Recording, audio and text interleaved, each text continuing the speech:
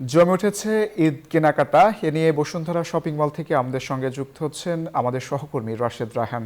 রাশেদ, কেমন দেখছেন সেখানের ঈদ কেনাকাটার পরিস্থিতি জানাবেন।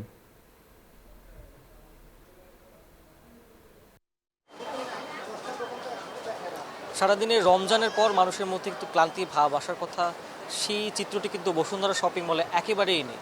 তাদের মনে কিন্তু আনন্দ এবং উৎসব আমি দেখতে পাচ্ছি, কারণ 10 রমজান যেহেতু পেরিয়ে গেছে, ঈদ কিছুটা কাছে চলে এসেছে এবং নিজের পছন্দের জামাটি টেইলরের কাছে দ্রুত দিতে হবে, দ্রুত নেয়ার জন্য, এবং সে কারণেই কিন্তু পছন্দের পোশাকটি শপিং করে ফেলার জন্য, নিজের জন্য, প্রিয়জনের জন্য সবাই কিন্তু আসলে পরিবার পরিজন নিয়ে বসুন্ধরা শপিং মলে ছুটে এসেছে। এবং ইফতারের কিন্তু প্রায় 2 ঘন্টা বাকি, এখনও কিন্তু বসুন্ধরা শপিং মলে সবারই কিন্তু উপচে পড়া ভিড় রয়েছে।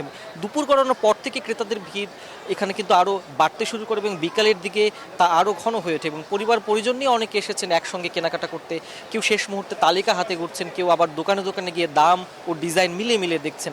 যে জামাটি কিনছেন সেই জামার সাথে মিলিয়ে অর্নামেন্টস, জুতো, সেগুলো কিন্তু সবাই মিলিয়ে নেওয়ার চেষ্টা করছে। নারীদের পোশাকের দোকানগুলোতে একটু ভিড় বেশি আমরা দেখতে পাই এবং বেশি দেখতে পাচ্ছি যেটি সালোয়ার কামিজ, কুর্তা, থ্রি পিস, নতুন কালেকশন এবং আনস্টিচ যে পোশাকগুলো রয়েছে সেগুলো কিন্তু বেশ ভালো, কিন্তু সবার সারা পাচ্ছে এবং ক্রেতারা বেশি পছন্দ করছে। ট্রেন্ডি রং, হালকা কাজ, আরামদায়ক কাপড়, এসবই কিন্তু ক্রেতাদের চাহিদা সব থেকে বেশি এবং সব কিছু ঈদের প্রস্তুতিতে কিন্তু একদম স্পষ্ট ছাপ।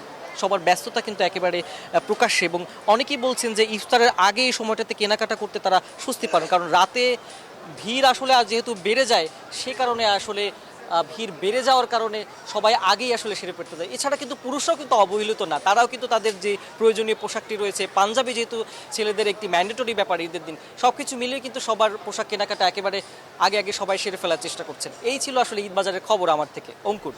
রাশেদ, আপনাকে ধন্যবাদ।